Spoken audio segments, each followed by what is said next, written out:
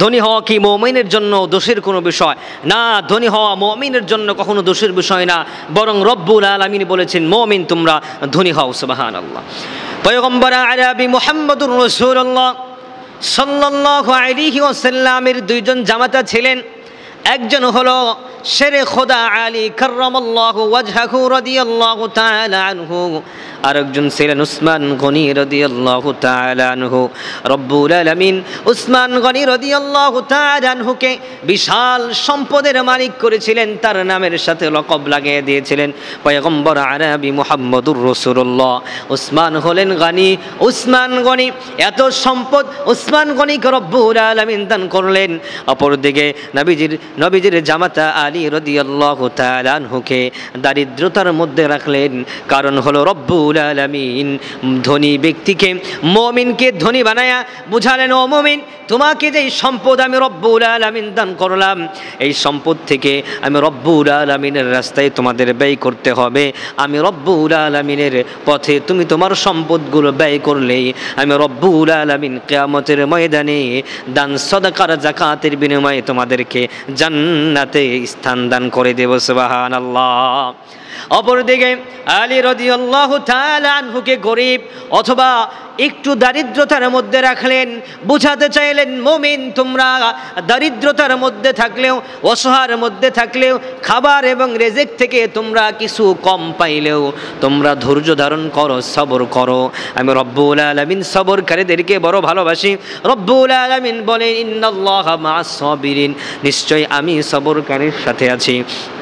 রব্বুল আলামিন বলেন আমি গরিবদেরকে কিয়ামতের ময়দানে ধনীদের চেয়েও 500 বছর আগে জান্নাত দান করে দিব।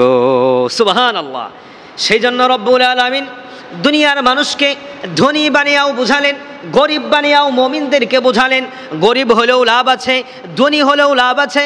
পন্থা হলো তারাকতু ফীকুম আমরাইন লান তাদিল্লু মা তামাসসাকতুম বিহিমা কিতাবাল্লাহি ওয়া সুন্নাত রাসূলি।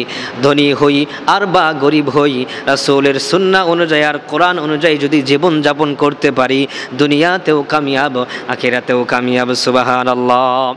রব্বুল আলামিন বললেন বান্দা তোমরা সম্পদের মালিক হও, ধনী হও, কারণ আমি আল্লাহ তো গনি, আমি আল্লাহ তো ধনী, আমি আল্লাহর ভান্ডারে কোনো কমতি নাই। রব্বুল আলামিন বান্দাদেরকে শিখায়া দিলেন বান্দারে এটা বলে দোয়া করো। রব্বুল আলামিন বলে দিলেন রব্বানা আতিনা ফিদ দুনিয়া হাসানা ওয়া ফিল আখিরাতি হাসানাতাও ওয়া কিনা আযাবান নার।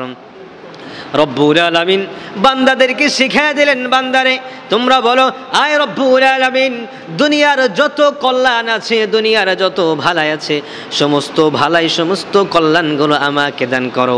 অফিল আখিরাতি হাসানা, রব্বুল আলামিন শুধু দুনিয়ার হাসানা কল্যাণগুলোই দান করো না, আখিরাতের কল্যাণগুলো তুমি আমাকে দান করে দাও। সুবহানাল্লাহ। বান্দারে শুধু আখিরাতের আর দুনিয়ার কল্যাণ নিয়েই তো তোমার চলবে না। ওরে বান্দা আখিরাতের কল্যাণ তুমি পাইলা কিন্তু জাহান্নাম থেকে মুক্তি পাইলা না, এতে হবে না। ওয়াকিনা আযাবান নার, রব্বুল আলামিনের কাছে প্রার্থনা করো, রব্বুল আলামিন আমার এই মাটির দেহ, আমার এই ক্ষুদ্রতম দেহ তোমার জাহান্নামের আযাব সহ্য করতে পারবো না। ও রব্বুল আলামিন তোমার আযাবটাকে আমরা সহ্য করতে পারবো না, আমি সহ্য করতে পারবো না। রব্বুল আলামিন আখিরাতের কল্যাণ দাও এবং জাহান্নামের আযাব থেকে তুমি আমাদেরকে মুক্তি দান করে দাও। সুবহানাল্লাহ। চিল্লায়